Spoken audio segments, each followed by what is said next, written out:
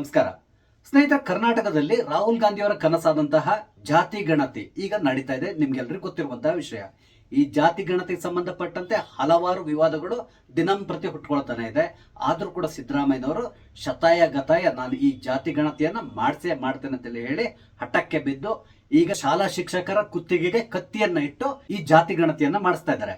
ಇಲ್ಲಿ ನೇರವಾಗಿ ಜಾತಿ ಗಣತಿ ಅಂತೇಳಿ ಹೇಳಲಿಕ್ಕೆ ಸಾಧ್ಯ ಇಲ್ಲ. ಯಾಕಂದ್ರೆ ಯಾವುದೇ ರಾಜ್ಯಕ್ಕೆ ಈ ಜಾತಿ ಗಣತಿ ಅಥವಾ ಜನಗಣತಿ ಮಾಡಿಸುವಂತಹ ಅಧಿಕಾರ ಇಲ್ಲ. ಹಾಗಾಗಿ ಇವರು ಇದಕ್ಕೆ ಬೇರೆದಾದ ಹೆಸರನ್ನ ಇಟ್ಟಿದ್ದಾರೆ. ಸಾಮಾಜಿಕ, ಶೈಕ್ಷಣಿಕ ಮತ್ತು ಆರ್ಥಿಕ ಸಮೀಕ್ಷೆ ಅಂತೇಳಿ ಬೇರೆ ಹೆಸರನ್ನ ಇಟ್ಟು ಈ ಜಾತಿ ಗಣತಿಯನ್ನ ಮಾಡಿಸ್ತಾ ಇದ್ದಾರೆ. ನಿಮ್ಗೆ ಗೊತ್ತಿದೆ ಇದ್ರ ಹಿಂದಿರುವಂತಹ ರಾಜಕೀಯ ಏನು ಎಲ್ಲೋದು ನಿಮ್ಗೆ ತುಂಬಾ ಚೆನ್ನಾಗಿ ಗೊತ್ತಿದೆ. ಆದ್ರೆ ಈ ಜಾತಿ ಗಣತಿ ಏನಿದೆ ಇದು ಸಂಪೂರ್ಣವಾಗಿ ಫೇಲ್ಯೂರ್ ಆಗೋದು 100% ಗ್ಯಾರಂಟಿ ಅನಿಸ್ತಾ ಇದೆ. ಅಂದ್ರೆ ಇವರ ಈ ಗ್ಯಾರಂಟಿ ಯೋಜನೆಗಳು ಇದೆಯಲ್ಲ, ಅದಕ್ಕೆ ಇನ್ನೊಂದು ಗ್ಯಾರಂಟಿ ಯೋಜನೆ ಈ ರೀತಿಯಾಗಿ ಸೇರ್ಕೊಳ್ತದೆ ಅನಿಸ್ತಾ ಇದೆ. ಒಟ್ಟಾರೆಯಾಗಿ ಕರ್ನಾಟಕದ ಜನತೆಯ ಟ್ಯಾಕ್ಸ್ ಹಣ 420 ರಿಂದ 450 ಕೋಟಿವರೆಗೆ ವೇಸ್ಟ್ ಆಗೋದಂತೂ 100% ಅನಿಸ್ತಾ ಇದೆ. ಈ ಹಿಂದೆನೆ ಒಂದು ಜಾತಿ ಗಣತಿ ಅಂತೇಳಿ ಮಾಡಿ ಒಂದು 350 ಕೋಟಿಯನ್ನ ಖರ್ಚು ಮಾಡಿಸ್ಬಿಟ್ಟಿದ್ದಾರೆ. ಈಗ ಎರಡನೇ ಬಾರಿ ಕೂಡ ಜಾತಿ ಗಣತಿ ಅಂತೇಳಿ ಮಾಡಿಸಿ ಇಲ್ಲಿ ಕೂಡ ಒಂದಿಷ್ಟು ಹಣವನ್ನ ಖರ್ಚು ಮಾಡುವ ಮುಖಾಂತರ ಏನನ್ನ ಸಾಧಿಸ್ಲಿಕ್ಕೆ ಹೊರಟಿದ್ದಾರೋ ಗೊತ್ತಿಲ್ಲ. ಇಲ್ಲಿ ಮುಖ್ಯವಾಗಿ ಹೇಳಬೇಕು ಅಂತ ಹೇಳಿದ್ರೆ ಸಿದ್ದರಾಮಯ್ಯನವರಿಗೆ ಈ ಜಾತಿ ಗಣತಿಯನ್ನ ಮಾಡಿಸಲೇಬೇಕಾದಂತಹ ಅನಿವಾರ್ಯತೆ ಇದೆ. ಇದಕ್ಕೆ ಕಾರಣ ಏನು ಅಂತ ಹೇಳಿದ್ರೆ ತಮ್ಮ ಕುರ್ಚಿಯನ್ನು ಉಳಿಸ್ಕೋಬೇಕು ಅಂತ ಹೇಳಿದ್ರೆ ಹೈಕಮಾಂಡ್ ಅನ್ನ ಖುಷಿಯಲ್ಲಿಡ್ಬೇಕಾಗ್ತದೆ. ಇಲ್ಲಿ ನಿಮ್ಗೆ ತುಂಬಾ ಚೆನ್ನಾಗಿ ಗೊತ್ತಿದೆ, ರಾಹುಲ್ ಗಾಂಧಿಯವರ ಕನಸಿನ ಕೂಸು ಈ ಜಾತಿ ಗಣತಿ. ಅವರು ಕಳೆದ ಲೋಕಸಭಾ ಚುನಾವಣೆ ಸಂದರ್ಭದಲ್ಲೇ ಈ ಜಾತಿ ಗಣತಿ ಬಗ್ಗೆ ಮಾತಾಡಲು ಶುರು ಮಾಡಿದ್ರು. OBC, ಹಿಂದುಳಿದ ವರ್ಗ, ಅದು ಇದು ಅಂತ ಹೇಳ್ಕೊಂಡು ಹೋದಲ್ಲೆಲ್ಲ ಮಾತಾಡ್ತಾ ಇದ್ರಲ್ಲ, ಅದರ ಮುಂದುವರಿದ ಭಾಗ ಈ ಜಾತಿ ಗಣತಿ. ನಾವು ಅಧಿಕಾರಕ್ಕೆ ಬಂದ್ರೆ ಖಂಡಿತವಾಗಿ ಜಾತಿ ಗಣತಿಯನ್ನ ಮಾಡಿಸ್ತೇವೆ ಅಂತ ಹೇಳಿ ಹೇಳ್ತಾ ಇದ್ರು. ಆದ್ರೆ ಅವ್ರು ಅಧಿಕಾರಕ್ಕೆ ಬರಲಿಲ್ಲ. ಕಾಂಗ್ರೆಸ್ ಅಧಿಕಾರದಲ್ಲಿರುವಂತಹ ರಾಜ್ಯದಲ್ಲಿ ಜಾತಿ ಗಣತಿಯನ್ನ ಮಾಡ್ಲಿಕ್ಕೆ ಅಲ್ಲಿಯ ಮುಖ್ಯಮಂತ್ರಿಗಳ ಮೇಲೆ ಪ್ರೆಷರ್ನ ಹಾಕ್ತಾ ಇದ್ರು. ಈಗಾಗಲೇ ತೆಲಂಗಾಣದ ಮುಖ್ಯಮಂತ್ರಿ ಏನೋ ಒಂದು ಜಾತಿ ಗಣತಿಯನ್ನು ಮಾಡಿದಾರಂತೆ. ಅದರ ರಿಸಲ್ಟ್ ಏನೋ ಗೊತ್ತಿಲ್ಲ. ಈಗ ಕರ್ನಾಟಕದಲ್ಲಿ ನಡೀತಾ ಇದೆ. ಆದ್ರೆ ಕರ್ನಾಟಕದಲ್ಲಿ ನಡೀತಾ ಇರುವಂತಹ ಈ ಜಾತಿ ಗಣತಿಯ ಬಗ್ಗೆ ಮಾತಾಡೋದಾದ್ರೆ ಇದು 100% ಫೇಲ್ಯೂರ್ ಆಗುತ್ತೆ ಅಂತ ಹೇಳ್ಕೊಂಡು ಆವಾಗಲೇ ಹೇಳಿದೆ. ಇದಕ್ಕೆ ಮುಖ್ಯ ಕಾರಣ ಏನು ಅಂತ ಹೇಳಿದ್ರೆ ಇಲ್ಲಿ ಸರಿಯಾದಂತಹ ಟ್ರೈನಿಂಗ್ ಕೂಡ ಈ ಟೀಚರ್ಸ್ಗಳಿಗೆ ಕೊಟ್ಟಿಲ್ಲ. ಎಲ್ಲದಕ್ಕಿಂತ ಮುಖ್ಯವಾಗಿ ಕಾಲಮಿತಿ. ಕೇವಲ 16 ದಿನದೊಳಗಡೆ ಇಡೀ ರಾಜ್ಯದಲ್ಲಿ ಜಾತಿ ಗಣತಿ ಆಗ್ಲೇಬೇಕು ಅಂತ ಹೇಳ್ಕೊಂಡು ಸಿದ್ದರಾಮಯ್ಯನವರು ಹೇಳಿದ್ದಾರೆ. ಈ ರೀತಿ ಮಾಡ್ಲಿಕ್ಕೆ ಕೂಡ ಮುಖ್ಯ ಕಾರಣ ಏನು ಅಂತ ಹೇಳಿದ್ರೆ ಈ ಟೀಚರ್ಸ್ ಗಳಿಗೆ ಈಗ ದಸರಾ ಹಾಲಿಡೇಸ್ ನಡೀತಾ ಇದೆ. ಈ ದಸರಾ ಹಾಲಿಡೇಸ್ ಟೈಮ್ ನಲ್ಲಿ ಟೀಚರ್ಸ್ ಗಳನ್ನ ಯಾಕೆ ಸುಮ್ನೆ ಮನೇಲಿ ಕೂತ್ಕೊಳ್ಳಿಕ್ ಬಿಡಬೇಕು? ಅವ್ರು ಯಾಕೆ ಸುಮ್ನೆ ಪೂಜೆ ಪುರಸ್ಕಾರ ಈ ತರ ಮಾಡ್ಕೊಂಡು ಮಕ್ಕಳ ಜೊತೆ ಯಾಕೆ ಇರಬೇಕು? ಅದಕ್ಕೆ ಬದಲಾಗಿ ಈ ರೀತಿಯಾಗಿ ರಸ್ತೆ ಅಲ್ದಾಡ್ಕೊಂಡಿರಿ ಅಂತೇಳಿ ಹೇಳಿ ಅವ್ರನ್ನ ಈ ಜಾತಿ ಗಣತಿಯ ಯೋಜನೆಗೆ ಉಪಯೋಗಿಸ್ಕೊಳ್ತಾ ಇದ್ದಾರೆ. ಇಲ್ಲಿ ಅವ್ರಿಗೆ ಸರಿಯಾದಂತ ಟ್ರೈನಿಂಗ್ ನ ಕೊಟ್ಟಿಲ್ಲ, ಏನಿಲ್ಲ. ಅದ್ರ ನಡುವೆ ಇವರೊಂದು ಆಪ್ ಏನ್ ಡೆವಲಪ್ ಮಾಡಿದ್ದಾರೆ. ಈ ಆಪ್ ನಲ್ಲಿ ಕೂಡ ಹಲವಾರು ಸಮಸ್ಯೆಗಳಿದೆ. ಸಂಪೂರ್ಣ ಮಾಹಿತಿಯನ್ನ ಈ ಆಪ್ ಮುಖಾಂತರನೇ ಇವರು ಅಪ್ಲೋಡ್ ಮಾಡಬೇಕಾಗ್ತದೆ. ಈ ಸಂದರ್ಭದಲ್ಲಿ OTP ಕೂಡ ಜನರೇಟ್ ಆಗಬೇಕಾಗ್ತದೆ. ಕೆಲವೊಮ್ಮೆ OTP ಜನರೇಟ್ ಆಗಲ್ಲ. ಎಲ್ಲಕ್ಕಿಂತ ಮುಖ್ಯವಾಗಿ ರಾಜ್ಯದಾದ್ಯಂತ ಎಲ್ಲ ಕಡೆ ಇಂಟರ್ನೆಟ್ ಕನೆಕ್ಷನ್ ಕೂಡ ಸರಿಯಾಗಿ ಇಲ್ಲ. ಕೆಲವೊಂದು ಹಳ್ಳಿಗಳಿಗೆ ಹೋದ್ರೆ ನಿಮ್ಗೆ ಇಂಟರ್ನೆಟ್ ಸಿಗೋದೇ ಇಲ್ಲ. ಅಂತ ಸ್ಥಳಗಳಲ್ಲಿ ಇವರು ಹೇಗೆ ಜಾತಿ ಗಣತಿ ಮಾಡಿಸ್ತಾರೋ ದೇವರಿಗೆ ಗೊತ್ತು. ಇನ್ನೊಂದು ಇಲ್ಲಿ ಕೇಳ್ತಾ ಇರುವಂತಹ ಪ್ರಶ್ನೆಗಳು, ಒಟ್ಟಿಗೆ 60 ಪ್ರಶ್ನಾವಳಿಗಳನ್ನ ಇವರು ರೆಡಿ ಮಾಡ್ಕೊಂಡಿದ್ದಾರಂತೆ. ಆ ಪ್ರಶ್ನಾವಳಿಗಳು ಯಾವುದೋ ಇಲ್ಲಿವರೆಗೂ ಕೂಡ ಸಾರ್ವಜನಿಕವಾಗಿ ಇಲ್ಲಿ ಹಂಚಿಕೊಂಡಾಗ ಕಾಣಿಸ್ತಾ ಇಲ್ಲ. ಅಂದ್ರೆ ಪೇಪರ್ಗಳಲ್ಲಂತೂ ಬಂದಿಲ್ಲ. ಬೇರೆ ಇನ್ಯಾವ್ದಾದ್ರು ಅವರ ವೆಬ್ಸೈಟ್ ನಲ್ಲಿ ಏನು ಹಾಕಿದಾರೆ ನನ್ಗೆ ಗೊತ್ತಿಲ್ಲ, ನಾನು ನೋಡಿಲ್ಲ.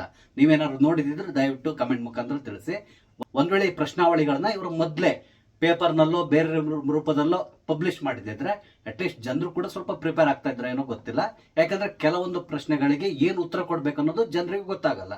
ಹಾಗಾಗಿ ಇಲ್ಲಿಗ ಏನಾಗ್ತಾ ಇದೆ ಅಂತ ಹೇಳಿದ್ರೆ ಈ 60 ಪ್ರಶ್ನೆಗಳಿಗೆ ಉತ್ತರವನ್ನ ತಗೊಂಡು ಇವರು ಫೀಡ್ ಮಾಡಿ ನಂತರ ಅದನ್ನ ಸಬ್ಮಿಟ್ ಮಾಡೋ ಸಂದರ್ಭದಲ್ಲಿ ಪುನಃ ಏನಾದ್ರು ಒಂದು ಎರರ್ ಬರ್ತದೆ. ಆಗ ಎರರ್ ಬಂದ ತಕ್ಷಣ ಏನ್ ಮಾಡ್ಬೇಕಾಗ್ತದೆ, ಮತ್ತೆ ಪುನಃ ಅದಿಷ್ಟು ಪ್ರಶ್ನೆಗಳನ್ನ ಪುನಃ ಕೇಳಿ ಎಂಟರ್ ಮಾಡ್ಕೊಂಡು ಹೋಗ್ಬೇಕಾಗಿ ಬರ್ತದೆ. ಅಲ್ಲಿ ಕೂಡ ಪುನಃ ಎರರ್ ಬರ್ತಾ ಇದೆ. ಈ ರೀತಿಯಾದಂತಹ ಸಮಸ್ಯೆ ಉಂಟಾಗ್ತಾ ಇದೆ. ಇಲ್ಲಿ ಏನಾಗ್ತದೆ ಅಂತ ಹೇಳಿದ್ರೆ ಪ್ರತಿಯೊಬ್ಬರಿಂದನೂ ಇಷ್ಟೊಂದು ಡೀಟೇಲ್ಸ್ ಗಳನ್ನು ತಕೊಂಡು ಫೀಡ್ ಮಾಡ್ಲಿಕ್ಕೆ ತುಂಬಾ ಕಷ್ಟ ಆಗ್ತದೆ. ಒಂದು, ಜನರಿಗೂ ಕೂಡ ಪೇಷನ್ಸ್ ಇರೋಲ್ಲ. ಇವರು 60 ಪ್ರಶ್ನೆಗಳನ್ನ ಪದೇ ಕೇಳ್ತಾ ಇದ್ರೆ ಯಾರು ಉತ್ತರ ಕೊಡ್ಲಿಕ್ಕೆ ತಯಾರಿರ್ತಾರೆ? ಹಾಗಾಗಿ ಕೆಲವರು ಇವ್ರನ್ನ ಅಲ್ಲಿಂದ ಓಡಿಸ್ತಾ ಇದ್ದಾರೆ. ನೀವು ಬರಲೇಬೇಡಿ ಇಲ್ಲಿಗೆ ಅಂತೇಳಿ ಹೇಳ್ತಾ ಇದ್ದಾರೆ. ಅದೆಲ್ಲದಕ್ಕಿಂತ ಮುಖ್ಯವಾಗಿ ಈಗ ಕೋರ್ಟ್ ಇಂದ ಕೂಡ ಒಂದು ನಿರ್ದೇಶನ ಬಂದಿದೆ. ಸಾರ್ವಜನಿಕರಿಗೆ ಅವ್ರು ಏನ್ ಹೇಳಿದ್ದಾರೆ ಅಂತ ಹೇಳಿದ್ರೆ ಈ ಜಾತಿ ಗಣತಿಯಲ್ಲಿ ಭಾಗವಹಿಸೋದು ಕಡ್ಡಾಯವಲ್ಲ. ಅಂದ್ರೆ ನಮ್ಮ ಮನೆಗೆ ಏನಾದ್ರು ಬಂದ್ರೆ ನಾನು ಖಂಡಿತವಾಗಿ ಯಾವುದೇ ರೀತಿಯಾದಂತಹ ಮಾಹಿತಿಯನ್ನು ಇವ್ರ ಜೊತೆ ನಾನು ಹಂಚ್ಕೊಳಲ್ಲ. ಈಗ ನಿನ್ನೆ ತೇಜಸ್ವಿ ಸೂರ್ಯ ನಿನ್ನೆ ಹೇಳಿದ್ರಲ್ಲ, ನನ್ನ ಮಾಹಿತಿಯನ್ನ ಯಾವುದನ್ನು ಕೂಡ ನಾನು ಇವ್ರ ಜೊತೆ ಹಂಚ್ಕೊಳ್ಳಲ್ಲ. ಕಾರಣ ಏನು ಅಂತ ಹೇಳಿದ್ರೆ ಈ ಮಾಹಿತಿಗಳು ಗೌಪ್ಯವಾಗಿ ಇರ್ತದೆ ಅನ್ನುವ ಭರವಸೆ ನನಗಿಲ್ಲ ಅಂತ ಹೇಳ್ಕೊಂಡು ಹೇಳ್ತಾ ಇದ್ರು. ಯಾಕಂದ್ರೆ ಈ ಆಪ್ ನ ಯಾರು ಬೇಕಾದ್ರೂ ಹ್ಯಾಕ್ ಮಾಡಬಹುದು. ಅದೆಲ್ಲದಕ್ಕಿಂತ ಮುಖ್ಯವಾಗಿ ಸರ್ಕಾರ ಇದನ್ನ ಗೌಪ್ಯವಾಗಿ ಇಡ್ತದೆ ಅನ್ನುವ ನಂಬಿಕೆ ಯಾರಿಗೂ ಇಲ್ಲ. ನನಗನ್ನಿಸ್ತದೆ ಇದರಿಂದ ಯಾವುದೇ ರೀತಿಯಾದಂತಹ ಉಪಯೋಗ ಇಲ್ಲ. ಒಂದ್ ವೇಳೆ ಇವ್ರು ಜಾತಿ ಗಣತಿ ಮಾಡೋದಾದ್ರೆ ಅಥವಾ ಈ ರೀತಿಯಾದಂತಹ ಸೆನ್ಸಸ್ ಮಾಡೋದಾದ್ರೆ ಎಲ್ಲಾ ಜನರ ಮಾಹಿತಿಯನ್ನ ಕಲೆಕ್ಟ್ ಮಾಡಬೇಕು. ಆದ್ರೆ ಇಲ್ಲಿ ಕೋರ್ಟೇ ಹೇಳ್ಬಿಟ್ಟಿದೆ ಕಡ್ಡಾಯ ಅಲ್ಲ ಅಂತೇಳಿ. ಒಂದ್ ವೇಳೆ ಕಡ್ಡಾಯ ಅಲ್ಲ ಅಂತ ಹೇಳಿದ್ಮೇಲೆ ಇದು ಸಂಪೂರ್ಣವಾದಂತಹ ಮಾಹಿತಿ ಅಂತೇಳಿ ಹೇಗೆ ಅನ್ಸ್ಕೊಳ್ತದೆ.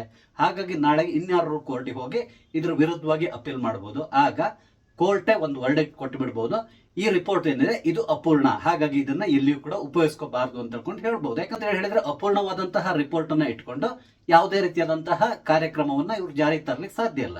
ಇಲ್ಲಿ ಸಿದ್ದರಾಮಯ್ಯನವರ ಪ್ಲಾನ್ ಏನು ಅಂತ ಹೇಳಿದ್ರೆ ಈ ಜಾತಿ ಗಣತಿಯನ್ನ ಮಾಡಿ ನಮ್ಮ ರಾಜ್ಯವನ್ನ ಏನು ಉದ್ಧಾರ ಮಾಡ್ಲಿಕ್ಕೆ ಅವ್ರು ಹೊರಟಿಲ್ಲ. ಅದಕ್ಕೆ ಬದಲಾಗಿ ಈ ಜಾತಿ ಗಣತಿಯ ಮುಖಾಂತರ ಹಿಂದೂಗಳನ್ನ ಒಡಿಬೇಕು, ಆ ಮೂಲಕ ಒಕ್ಕಲಿಗರು ಮತ್ತು ಲಿಂಗಾಯತರ ನಡುವೆ ಸಮಸ್ಯೆಯನ್ನ ತಂದಿಡಬೇಕು. ಅದರಲ್ಲಿ ಮುಖ್ಯವಾಗಿ ನೀವು ನೋಡ್ತಾ ಇದ್ದೀರಾ ಲಿಂಗಾಯತರು ಏನ್ ಹೇಳ್ತಾ ಇದ್ದಾರೆ ಅಂತ ಹೇಳಿದ್ರೆ ನಾವು ಹಿಂದೂಗಳೇ ಅಲ್ಲ, ನಮ್ದೇ ಬೇರೆ ಧರ್ಮ ಅಂತೇಳಿ ಹೇಳ್ತಾ ಇದ್ದಾರೆ. ಹಾಗಾಗಿ ಅವ್ರನ್ನ ಇಲ್ಲಿಂದ ಸಪರೇಟ್ ಮಾಡುವ ಒಂದು ಮುಖ್ಯವಾದಂತಹ ಉದ್ದೇಶ ಇಟ್ಕೊಂಡೆ ಸಿದ್ದರಾಮಯ್ಯನವರು ಈ ಒಂದು ಕಾರ್ಯಕ್ರಮವನ್ನ ಪ್ರಾರಂಭ ಮಾಡಿದ್ದಾರೆ. ಇಲ್ಲಿ ಈಗಾಗಲೇ ಜಾತಿ ಗಣತಿ ಪ್ರಾರಂಭ ಆಗಿ 4-5 ದಿನ ಕಳೆದು ಹೋಗ್ಬಿಟ್ಟಿದೆ. ಆದ್ರೆ ಇಲ್ಲಿವರೆಗೆ ಇವರು ಕೇವಲ ಒಂದು 5% ಏನೋ ಜಾತಿ ಗಣತಿಯನ್ನ ಮಾಡಿದ್ದಾರೆ ಅಂತ ಹೇಳಿ ಸುದ್ದಿ ಬರ್ತಾ ಇದೆ. ಸರ್ಕಾರಿ ವರದಿಗಳ ಪ್ರಕಾರ ರಾಜ್ಯದಲ್ಲಿ 1.43 ಕೋಟಿ ಮನೆಗಳಿದೆ ಅಂತ ಹೇಳ್ತಾ ಇದ್ದಾರೆ. ಆದ್ರೆ ನಿನ್ನೆವರೆಗೆ ಇವರು ಸಮೀಕ್ಷೆ ಮಾಡಿರೋದು ಕೇವಲ 4.68 ಲಕ್ಷ ಮನೆಗಳು.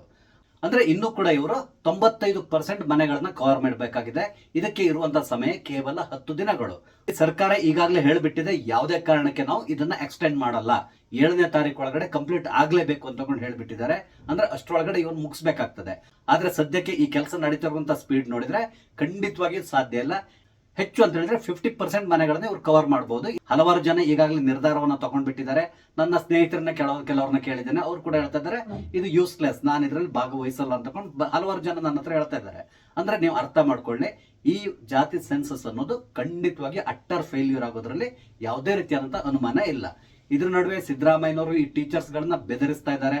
ಯಾವುದೇ ಕಾರಣಕ್ಕೆ ಇದರಲ್ಲಿ ಗೈರು ಹಾಜರಾಗಬಾರ್ದು ಅಂತ ಹೇಳಿ ಹೇಳ್ತಾ ಇದ್ದಾರೆ. ಪ್ರತಿಯೊಬ್ರು ಕೂಡ ತಮಗೆ ಕೊಟ್ಟಂತಹ ಟಾರ್ಗೆಟ್ ಏನಿದೆ ಅದನ್ನ ಕಂಪ್ಲೀಟ್ ಮಾಡಲೇಬೇಕು ಅಂತ ಹೇಳಿ ಹೇಳ್ತಾ ಇದ್ದಾರೆ. ಇಲ್ಲಿ ಹಲವಾರು ಶಿಕ್ಷಕರು ತಮ್ಮ ಅಳಲನ್ನು ತೋಡ್ಕೊಂತಾ ಇದ್ದಾರೆ. ಒಂದು ಸರಿಯಾದಂತಹ ಟ್ರೈನಿಂಗ್ ಇಲ್ಲ, ನಂತರ ಈ ಡಾಟಾ ಅಪ್ಲೋಡ್ ಆಗ್ತಾ ಇಲ್ಲ ಸರಿಯಾದ ರೀತಿಯಲ್ಲಿ, ಹಾಗೇನೆ ಇಂಟರ್ನೆಟ್ ಸಮಸ್ಯೆ ಇದೆ. ಇದಲ್ಲದೇನೆ ಹಲವಾರು ಮನೆಯವರು ಇವ್ರ ಜೊತೆ ಸಹಕಾರವನ್ನು ಕೊಡ್ತಾ ಇಲ್ಲ. ನಾಯಿಗಳನ್ನ ಬಿಟ್ಟು ಇವ್ರನ್ನ ಓಡಿಸುವಂತ ಕೆಲಸ ಮಾಡ್ತಾ ಇದ್ದಾರೆ, ಅಥವಾ ಹಲವಾರು ಜನ ಈ ಬಾಗಿಲು ಹಾಕೊಂಡು ಟೂರ್ ಹೋಗಿದ್ದಾರೆ. ಇಲ್ಲಿ ಸಿದ್ದರಾಮಯ್ಯನವರ ಇಂಟೆನ್ಷನ್ ಏನು ಅನ್ನೋದು ಕೂಡ ತುಂಬಾ ಚೆನ್ನಾಗಿ ಗೊತ್ತಾಗ್ತದೆ. ಕಾರಣ ಏನು ಅಂತ ಹೇಳಿದ್ರೆ ಈಗ ದಸರಾ ಹಬ್ಬ ನಡೀತಾ ಇದೆ. ಈ ಸಂದರ್ಭದಲ್ಲಿ ಶಾಲೆಗಳಿಗೆ ಕೂಡ ರಜೆ ಇರ್ತದೆ. ಹಾಗಾಗಿ ಹಲವಾರು ಜನ ತಮ್ಮ ತಮ್ಮ ಊರುಗಳಿಗೆ ಪ್ರಯಾಣ ಬೆಳೆಸಿರುವಂತ ಸಾಧ್ಯತೆ ಇರ್ತಾರೆ. ಕೇವಲ ನಮ್ಮ ರಾಜ್ಯ ಅಂತ ತಗೊಂಡಲ್ಲ, ಬೇರೆ ರಾಜ್ಯದವರು ಇರ್ತಾರೆ, ಅಥವಾ ಬೇರೆ ಬೇರೆ ರಾಜ್ಯಗಳಿಗೆ ಬೇರೆ ಬೇರೆ ಕಾರಣಗಳಿಂದಾಗಿ ಪ್ರಯಾಣವನ್ನ ಬೆಳೆಸಿರ್ತಾರೆ. ಇದೇ ಸಂದರ್ಭದಲ್ಲಿ ಇವರು ಈ ಒಂದು ಸೆನ್ಸಸ್ ನ ಇಟ್ಕೊಂಡಿದ್ದಾರೆ. ಸಾಮಾನ್ಯವಾಗಿ ಹಿಂದೂಗಳು ಈ ಸಂದರ್ಭದಲ್ಲಿ ದೇವಸ್ಥಾನ ಅಲ್ಲಿ ಇಲ್ಲಿ ಅಂತ ತಕೊಂಡು ಓಡಾಡ್ಕೊಂಡಿರ್ತಾರೆ. ಇದೆಲ್ಲದೂ ಸಿದ್ದರಾಮಯ್ಯನವ್ರಿಗೆ ತುಂಬಾ ಚೆನ್ನಾಗಿ ಗೊತ್ತಿದೆ. ಹಾಗಾಗಿ ಇಲ್ಲಿ ಒಂದಿಷ್ಟು ಜನರನ್ನ ಈ ಸಮೀಕ್ಷೆಯಿಂದನೇ ಹೊರಗಿಡ್ಲಿಕ್ಕೆ ಮೊದಲೇ ಸಿದ್ದರಾಮಯ್ಯನವರು ಪ್ಲಾನ್ ಮಾಡ್ಕೊಂಡ ರೀತಿಯಲ್ಲಿ ಕಾಣಿಸ್ತದೆ.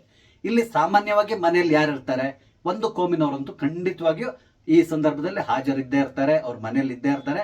ಕಾರಣ ಏನು ಅಂತ ಹೇಳಿದ್ರೆ ಸಿದ್ದರಾಮಯ್ಯನವರು ಇವರಿಗೆ ಬಹಳಷ್ಟು ಬೆನಿಫಿಟ್ ನ ಕೊಡಬೇಕು ಅಂತಕೊಂಡು ಹೊರಟಿರುವಂತದ್ದು. ಹಾಗಾಗಿ ಅವರು ಏನಾದ್ರು ಬೆನಿಫಿಟ್ ಸಿಗ್ಬಹುದು ಅನ್ನೋ ಆಸೆಯಲ್ಲಿ ಒಂದು ಕೋಮಿನವರಂತೂ ಖಂಡಿತವಾಗಿ ಇದರಲ್ಲಿ 100% ಭಾಗವಹಿಸುವಂತ ಸಾಧ್ಯತೆ ಇರ್ತದೆ. ಆ ಮುಖಾಂತರ ಕರ್ನಾಟಕದಲ್ಲಿ ಇಂಥವ್ರು ಜಾಸ್ತಿ ಇದ್ದಾರೆ, ಇಂಥವ್ರು ಕಮ್ಮಿ ಇದ್ದಾರೆ, ಈ ರೀತಿಯಾಗಿ ತೋರಿಸಲಿಕ್ಕೆ ಸಿದ್ದರಾಮಯ್ಯನವರು ಪ್ಲಾನ್ ಮಾಡ್ತಾ ಇರೋ ರೀತಿಯಲ್ಲಿ ಕಾಣಿಸ್ತಾ ಇದೆ.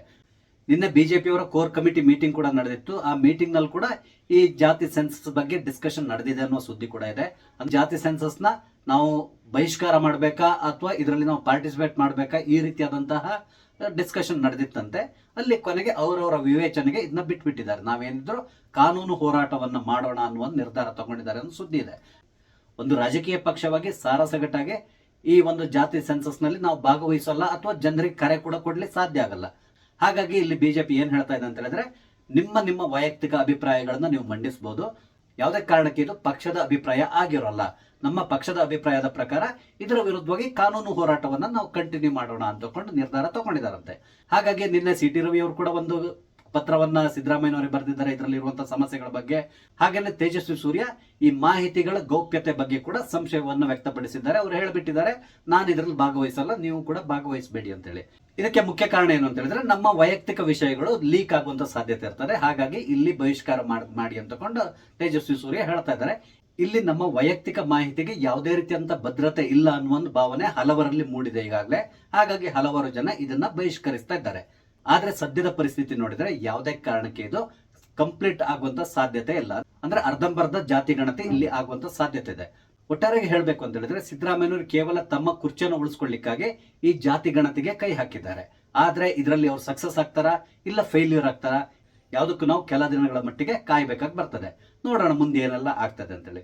ಸ್ನೇಹಿತರೆ, ನಾನಿಲ್ಲಿ ಹಂಚ್ಕೊಂಡಂಥ ವಿಷಯ ನಿಮ್ಗೆ ಇಷ್ಟ ಆದರೆ ಲೈಕ್ ಮಾಡಿ, ಶೇರ್ ಮಾಡಿ, ಹಾಗೆ ದಯವಿಟ್ಟು ನನ್ನ ಚಾನಲ್ ಸಬ್ಸ್ಕ್ರೈಬ್ ಮಾಡಿ, ನಂಗೆ ಸಪೋರ್ಟ್ ಮಾಡಿ. ನಮಸ್ತೆ, ಜೈ ಹಿಂದ್.